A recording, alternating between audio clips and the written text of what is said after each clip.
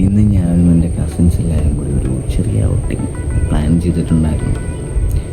അവർ 8 മണിയാണ് പറഞ്ഞത്. ഇപ്പം സമയം ഏകദേശം 8 മണിയായി.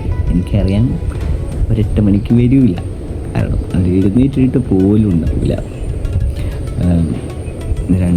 രണ്ട് കസിൻസ് എഴുന്നേറ്റിട്ടുണ്ടായിരിക്കും, ബാക്കിയുള്ളവർ എഴുന്നേക്കാൻ ചാൻസ് കുറവാണ്. അപ്പം എന്തായാലും ഇന്നത്തെ യാത്രേൻ്റെ ബാക്കി വിശേഷങ്ങളൊക്കെ ഞാൻ കാണിച്ചു തരാം.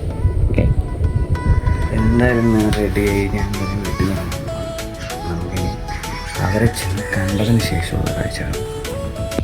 അങ്ങനെ ഫൈനലി നമ്മൾ കാത്ത് പ്ലാൻ ചെയ്തിരുന്നൊരു യാത്ര സ്റ്റാർട്ട് ചെയ്യാൻ പോകുന്നു. ഓക്കെ, ചേച്ചിയും ചേട്ടനും എന്നെ പിക്ക് ചെയ്തു. നേരെ നമ്മുടെ ന്യൂലി കപ്പിൾസ് നമ്മൾ നേരെ അവരെ പിക്ക് ചെയ്യാൻ വീട്ടിൽ പോയി. അവിടെയാണ് ഈ കഥയുടെ ട്വിസ്റ്റ്. കാരണം അവർ നമ്മളെ കൂട്ടാണ്ട് വേറെ എവിടെയോ പോയി. പിന്നെ ഒന്നും ചിന്തിക്കാൻ നമുക്കില്ലായിരുന്നു, കാത്തിരിക്കുക എന്നല്ലാണ്ട് വേറൊരു വഴിയുമില്ലായിരുന്നു. അങ്ങനെ കാത്തിരുന്ന് നമ്മൾ പ്ലാൻ ബിയിലേക്ക് പോയി. അതാണ് നിങ്ങളിപ്പോൾ കാണാൻ പോകുന്ന ഇല്ലിക്കൽ. ശരിക്കും ഞങ്ങൾ പോകാൻ പ്ലാൻ ചെയ്ത സ്ഥലം ഇതല്ലെങ്കിലും ഞങ്ങളുടെ പ്ലാൻ ബി ഞങ്ങളെ നിരാശപ്പെടുത്തിയില്ല. മല കയറുമ്പോഴുള്ള ഞങ്ങളുടെ തമാശകളും കളിയാക്കലുകളും ഒക്കെ വളരെയധികം ആസ്വദിച്ചായിരുന്നു ഞങ്ങളുടെ യാത്ര. അതുകൊണ്ട് തന്നെ സാധാരണ ഹിൽ സ്റ്റേഷനിൽ പോകുമ്പോൾ ടെൻഷനൊന്നും ഉണ്ടായിരുന്നില്ല. അങ്ങനെ ഫൈനലി നമ്മൾ നമ്മുടെ ഡെസ്റ്റിനേഷനിൽ എത്തിയിരിക്കുകയാണ്.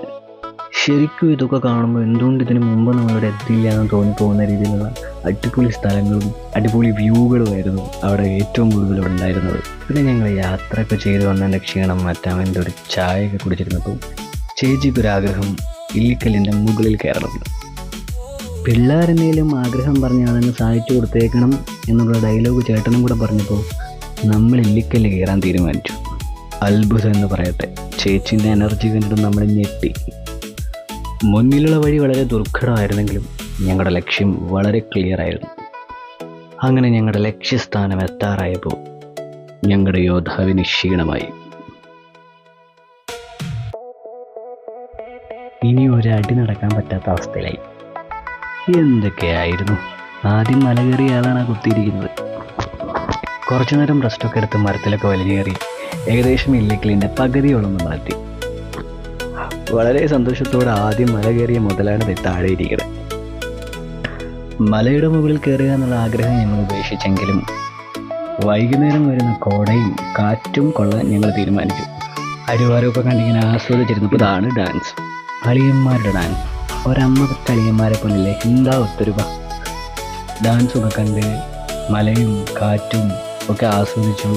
കോടയ്ക്ക് വേണ്ടിയിട്ട് ഇങ്ങനെ വെയിറ്റ് ചെയ്ത് ഞങ്ങൾ ഇരിപ്പായി.